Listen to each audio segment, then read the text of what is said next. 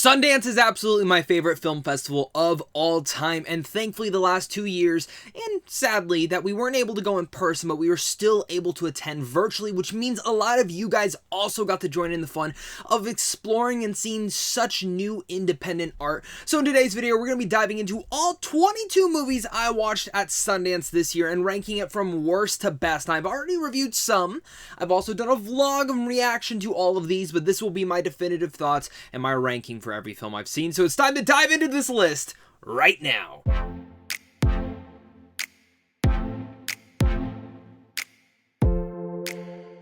Down at last place at my number 22 is Babysitter. Now, I actually didn't even finish this movie. I got about 40 minutes in and just decided this wasn't for me.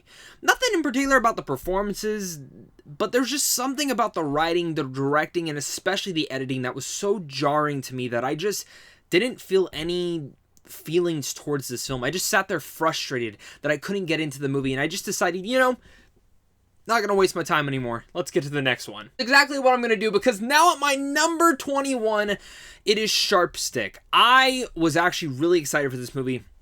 I'm typically not the biggest fan of Leah Dunham's writing, but I was open to seeing what she could possibly do with a Sundance feature. But John Berthnall was in this. I saw a pretty good cast, and I'm like, okay, let's see how this goes. And this is kind of like Don John if it was done really badly.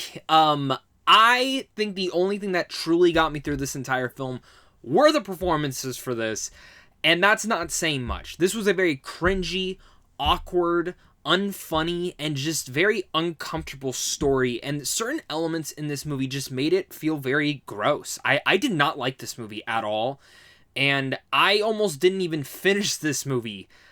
But I told myself I only got one of those cheats this year, and I already wasted it, so I maybe should have saved it for this one. Now, coming down on my number 20, this is Princess. Now, I actually have no issues with this one in particular. This is a documentary about Princess Diana, which I actually think is a very great feature to maybe watch before you go and see Spencer, especially for someone that maybe didn't grow up with the media frenzy that was surrounding Princess Diana and the royal family at this time. It's all from the media's perspective.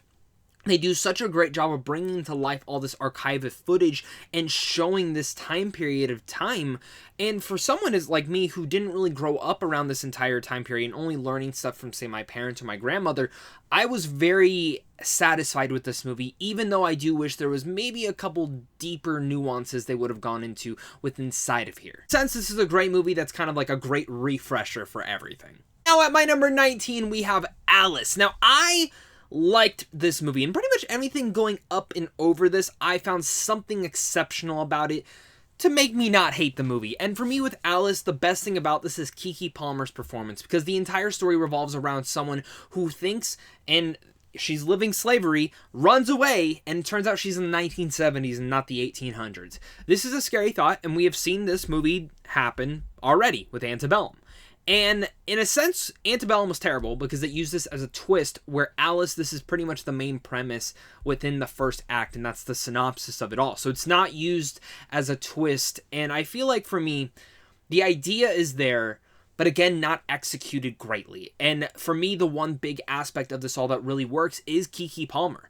I'm really excited to see what she does, as I've heard she's going to be the villain for Jordan Peele's new movie, Nope, which I think would be pretty cool. She's already casted in there. I'm excited to see what she does in there. And I think overall she's been giving good performances the last couple of years, but this movie for itself just feels rushed in execution when she does come, and she's now in modern days, and how is she supposed to live her life? And there were certain elements in there where I was just wanting a little bit more satisfaction from that time period and showing the depths that you can go to, and in general, your psyche after learning that everything you've done is a lie. Not a bad movie, but not a great one. Now, at my number 18, we have Palm Trees and Power Lines. Now, I didn't want to pick this one up. I didn't really hear anything about it, but then I heard some decent buzz about it, decided I had an extra ticket, let's go grab it, grab this movie, and in a sense, if you saw Red Rocket last year, this is kind of the complete opposite point of view of it. Red Rocket was more from the adult's point of view. This is very much from the kid's point of view. And it's uncomfortable. It's dirty. There is one 15-minute scene in here that will probably be ingrained in my mind for quite a while, and it's not going to work for everyone. Some people are absolutely going to hate this movie, and I wouldn't even say I enjoyed it. But what I will say is I think it's very prevalent to what we are going on into today's society, as well as the performances, which are great. A lot in this movie I don't want to get into without spoilers, but I do recommend if you're interested in seeing something that maybe will make you uncomfortable, really much preach to today's standards of what's going on, this is very important. And now at my number 17 was actually one of my most anticipated films of the festival, and that is When You Finish Saving the World, written and directed by Jesse Eisenberg, produced by Emma Stone and A24, and starring Finn Wolfhard and Julianne Moore. I liked this movie, but I expected more from this film. Yes, it's typically what you would get from a Jesse Eisenberg standard, and even knowing who Jesse is as a writer and director, now you can kind of totally see how it comes to life. For me, his directing, I think his writing is actually stronger than his directing, but there's a couple issues with the story where I didn't fully feel for these characters because I just felt like they were very despicable. Adding in there with despicable characters, it's hard to actually root for them throughout the entire story, even though Finn Wolfhard and Julianne Moore are absolutely exceptional in it. But the cringy and awkward dialogue in here, it does make for some humorous moments, but overall, I didn't feel attached to these characters, so when it does come down to the ending, we're finally getting this joyous moment we've been wanting. It didn't work completely. Now at my number 16, we have Master. Now, do not fret. This is not a drama. This is a psychological horror movie that I've seen some comparisons to Get Out and Candyman. I don't want to compare those, but on the psychological level of what they are, it kind of can be. Now, I think the direction here is actually the strongest aspect of this entire movie, as well as the performances from Regina Hall, which is absolutely exceptional. For me, when it comes down to Master and some of the scares in here, which really get under your skin, I found the movie to be, again, rushed in execution, and maybe 20 to 30 minutes would have actually added a little bit more depth to everything that was going on. It felt like it had so much to say, and while a lot of it is important, not all of it fully feels fleshed out as it could have been. Good movie, great direction, can't wait to see what the director does next, but I wanted a little bit more to satisfy everything that I felt watching it. Now, my number 15, it is Honk for Jesus, Save Your Soul. Now, I was really excited for this one. Sterling K. Brown, Regina Hall, and it's kind of a mockumentary on religion and everything of that nature, and how churches and these big conglomerates can kind of go about there and they drive a Bugatti or Ferrari and stuff like that.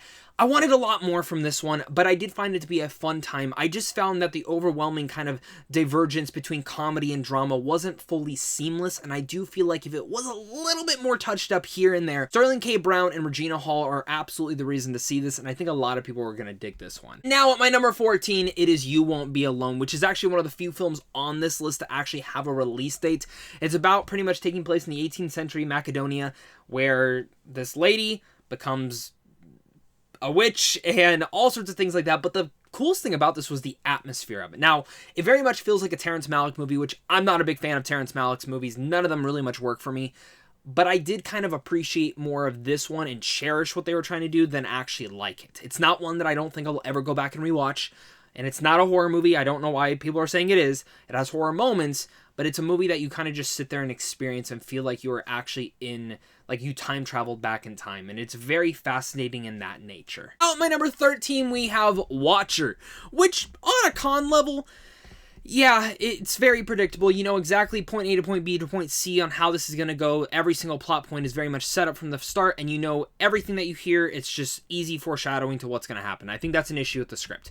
Nothing wrong with the performances, because Micah Monroe absolutely, again, proves why she is one of the best actresses, like one of the most underrated actresses. Every time she's in an indie flick or anything, I have to go watch it.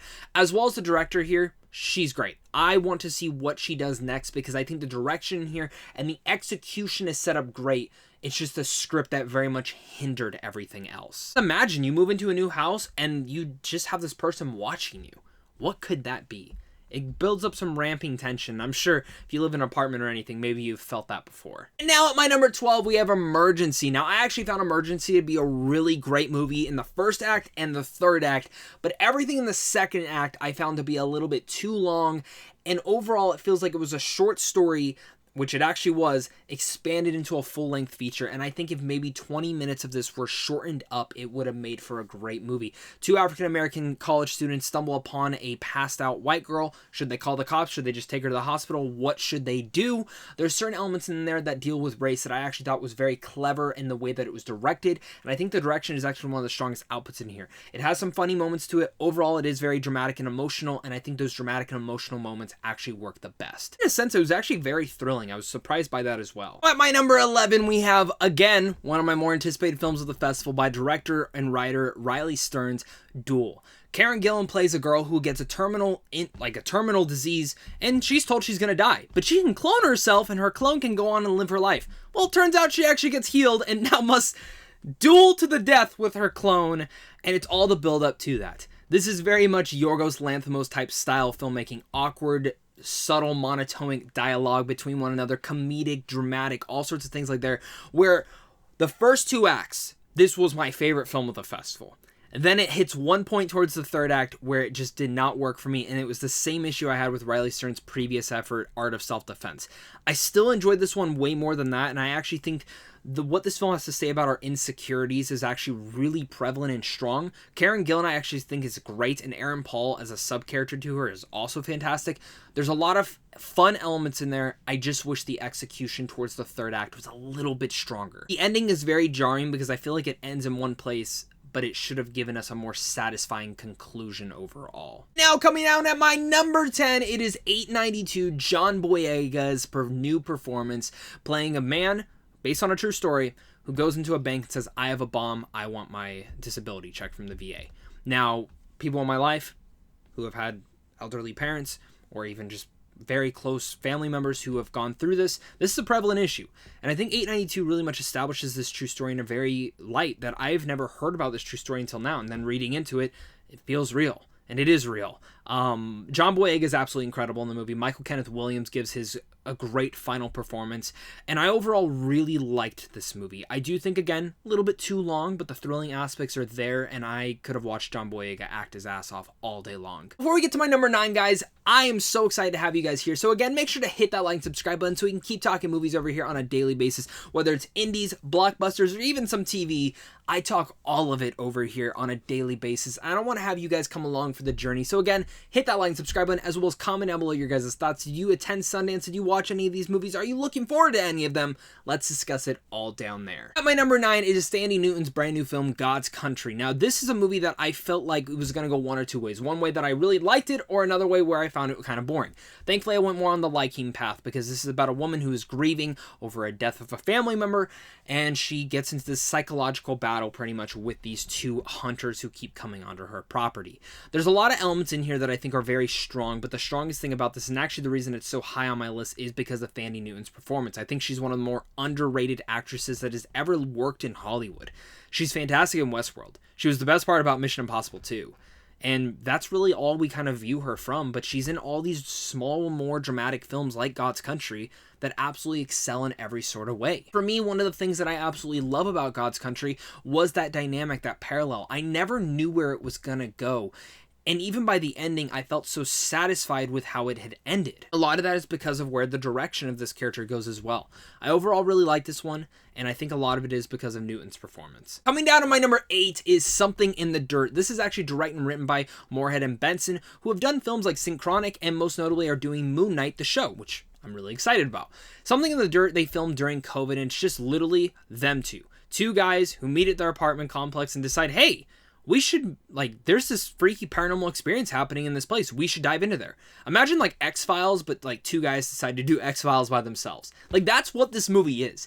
And it's absolutely clever. It's a do-it-your-own project. And it's, honestly, very inspiring. And it was one of my more favorite films of the festival for that reason, because I think their performances are actually really good. The direction, the writing, all sorts of things like that work. For me, the thing that worked was the way that it inspired me to get back into my more creative aspects of my life, writing scripts, planning out things, maybe even doing a short film soon.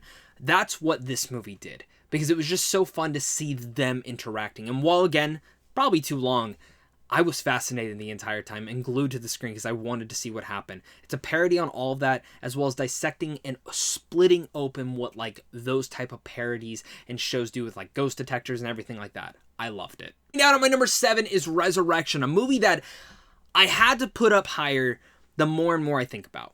Because while I don't think the ending perfectly works, and I feel like I need to see this movie to completely understand everything that had happened, I have to give massive credit to Rebecca Hall's performance, which I think is one of the most unhinged and most fascinating performances that I've seen on this scale of a psychological drama since Jake Gyllenhaal's Nightcrawler. Rebecca Hall is absolutely incredible in here. Oth is also fantastic, and their dynamic going back at one another is very psychologically tormenting. And this is a psychologically tormenting movie, one that I knew watching, it depends on how this ending's going to be. If the ending's not great, I'm not going to love this movie. But thankfully, even with an ending that it's not going to work for everyone, and I would have liked it to go in a different direction, I still have a lot of questions, it's a movie that I can't stop thinking about. And I have to give Resurrection where its credit is due. Coming down on my number 6 is Am I Okay? I don't get why people aren't loving this movie. It is so sweet and charming and hilarious and also very emotional. If you've ever had that friend that you really care about, there's so much to there, and that dynamic between the two friends in here is very important and doesn't go in the cliche way that you probably think it's going to be going throughout the entire movie. As well, Dakota Johnson is absolutely becoming one of my favorite actresses working right now, with her subtle nuance that she's able to bring to every single role, and it's unlike anything here. Tig Notaro actually directed this, and I thought it was such a clever script as well. There was just something about this movie that really latched me in, about this coming out story that I feel like a lot of people should see. Am I Okay is very important, and if you haven't seen it or put it on your watch list yet, you should. Coming down, guys, we're in my top 5 now. On my number 5, we have Fresh. This is, of course, the Sebastian Stan movie and directed by Mimi Cave, where they decide, hey, you know, we're going to dissect the horrors of modern dating. And after 40 minutes, this movie takes a twist, a turn, and you are not prepared for where it's going to go next. Sebastian Stan gives his American Psycho performance. Daisy Edgar-Jones is absolutely fantastic in here. I do not eat before this movie. Do not eat after. Just go to bed. This is a movie that really much dissects a lot of that into such a energetic, wild, and insanity that I don't think I was expecting from this movie, but it goes to lengths where I was absolutely grossed out, but in a good way. Like, this is a movie that we don't get enough of, and I loved Fresh. Coming down to my number 4, I would have put this one a little bit higher, but technically it came out last year, and it was just showing up at Sundance to kind of say, hey, we're coming out here. But number 4 is Worst Person in the World. I loved this movie. I don't know why this is not a bigger, higher pick for Best Picture and all sorts of things like that, because it absolutely should be. The performances are amazing. It's one of the best romantic comedies that we've gotten in quite a while, probably since The Big Sick. But it's a movie that I feel like, if you take out the epilogue, this is the 10 out of 10 perfect movie. But it is one that I do feel like everyone should see. It is an international movie, but the subtitles you completely forget. And the way that I view this is, if you're watching an international movie, can you still follow along without the subtitles? This is one of those movies where you can watch it and completely follow along throughout the entire period of the film. Again, subtitles help because you understand everything going on. But visually, this is such a feast to watch, and I loved Worst Person in the World. And now coming down to my number 3, guys, top 3! Aubrey Plaza's brand new film, Emily the Criminal, which I didn't expect to love this one as much as I did. Every time Aubrey Plaza comes to Sundance, Ingrid Goes West, Black Bear, it's something special to see, and Emily the Criminal does that. It's thrilling and it's intense. It's a movie that I really couldn't get enough of while watching, and I just found myself on edge the entire way through. Aubrey Plaza absolutely kills this role in one of her best performances yet. Mark my words, one day she will get an Oscar, but it's about a girl who's in total student debt and just needs to make money, make ends meet, and she decides, hey, maybe I'll turn to a criminal past. I'm not doing that bad of stuff, but where that descent kind of takes her is very important, and I found this to just be a fascinating character study. Now coming out, my number 2 is After Yang. The director of Columbus finally brings us his next feature film with Colin Farrell in it, and it is absolutely one of the most mind-blowing films that I've seen. It's one that's sincere, subtle, and really much dives into us as a society, speaking on different terms of our, pretty much, our relationship with each other, our technology, and everything of that nature, and really reminiscing about what it is and who we are in our lives. I have a full review on this. I'm not going to get too deep on this movie, but I do recommend checking out that review because I get pretty deep and why this movie hit me in my soul so much. It is such a fantastic movie. Put this one on your radar. It's coming from A24. Comes out in March. You all will love it. What is my number one of Sundance 2022? Well, that is Cha-Cha Real Smooth, directed by Cooper Rife, who also wrote and stars in this. Also stars Dakota Johnson. And this is that movie about, like, if whether you're in high school or graduating right after high school and you don't know if you want to go to college, or you're right after college, or wherever you are in your life. Everyone has been here at this point, and if you haven't yet, you will be. Where you graduate or some big moment happens in your life, you're okay, they're like, cool. What do I do next? That's where I am at right now in my life. I feel personally attacked from this movie because it really much dives into your 20s and that weird, awkward stage before your 30s and what you're supposed to do. And Cooper Rife does such a great job of bringing that to life, formatting that into such a dramatic way, but also in a hilarious way. It's sweet. It's emotional. I found myself just fully engaged with this movie the entire way through, and I just couldn't get enough of Cha-Cha Real Smooth. The second it ended, out of every movie I saw at Sundance, this was the one I wanted to see right away. Apple just bought this thing for like $15 million, and good for them. It deserves it. I'm so happy that this movie is bought, and a lot of you guys will be able to see it soon. Cha-Cha Real Smooth is the real deal. That's going to be my ranking of every 22 movies that I saw at Sundance at this year's festival. Thank you guys again so much for watching. Leave your guys' ranking, your thoughts. Hit that like and subscribe button so we can keep talking indies and blockbusters over here on a daily basis. And of course, until next time, stay classy.